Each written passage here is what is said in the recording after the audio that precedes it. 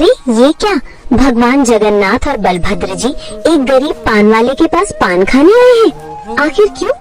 क्या है इसके पीछे का रहस्य? आइए श्रद्धा और भक्ति से भरी इस भव्य और अद्भुत कथा को सुनते हैं। एक बार की बात है, पुरी की ग्रैंड रोड पर, जिसे बड़ा डांडा कहते हैं, एक साधारण पान की दुकान थी। दुकान का मालिक था रघुनाथ दास, एक गरीब लेकिन भक्तिमान आदमी। वो रोजाना सुबह से शाम तक पान बनाता और बेचता, लेकिन उसकी कमाई बस इतनी होती कि परिवार का गुजारा हो सके। रघुनाथ को भगवान जगन्नाथ से गहरा प्रेम था।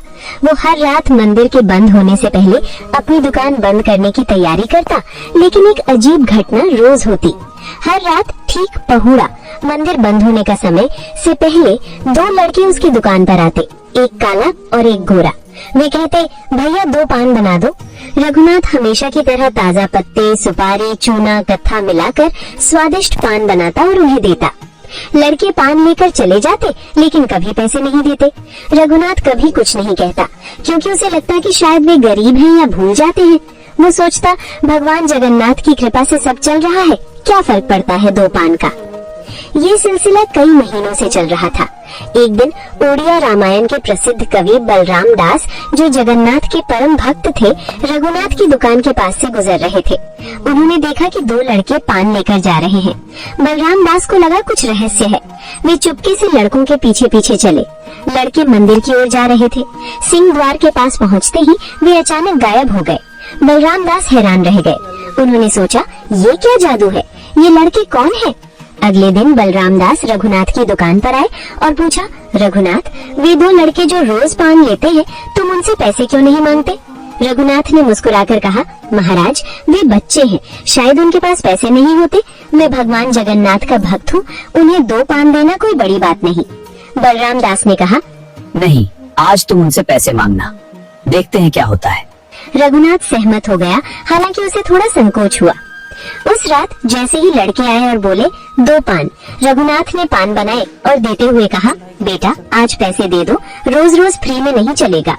काले लड़के ने मुस्कुराकर कहा, भैया हमारे पास पैसे नहीं हैं, लेकिन ये हमारी चादर ले लो बदले में।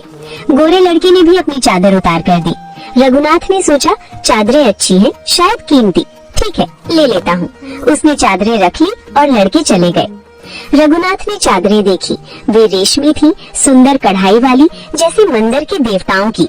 लेकिन वो थक गया था, सो दुकान बंद करके घर चला गया। अगली सुबह जब जगन्नाथ मंदिर खुला तो पुजारी हैरान रह गए। भगवान जगन्नाथ और बलभद्र की चादरें गायब थी। देवी सुभद्रा की चादर ठीक थी, लेकिन 2 भाइयों की नहीं। खबर पूरे मंदिर में फैल गई। सेवक दौड़ दौड़ कर ढूंढने लगे। राजा तक खबर पहुंची। राजा गजपति, जो जगन्नाथ के परम सेवक थे, बहुत चिंतित हुए। उन्होंने आदेश दिया, जांच करो, चोर को पकड़ो, ये अपराध है। जांच करो, चोर को पकड़ो, ये अपराध है। कौन इतना दुस्साहसी होगा जो देवताओं की चादरें चुराए? बलराम दास को रात की घटना याद आई। वे राजा के पास गए और बोले, महाराज, मुझे लगता है चादरें रघुनाथ दास की पान की दुकान पर हैं। राजा ने पूछा, कैसे? बलराम दास ने पूरी बात बताई।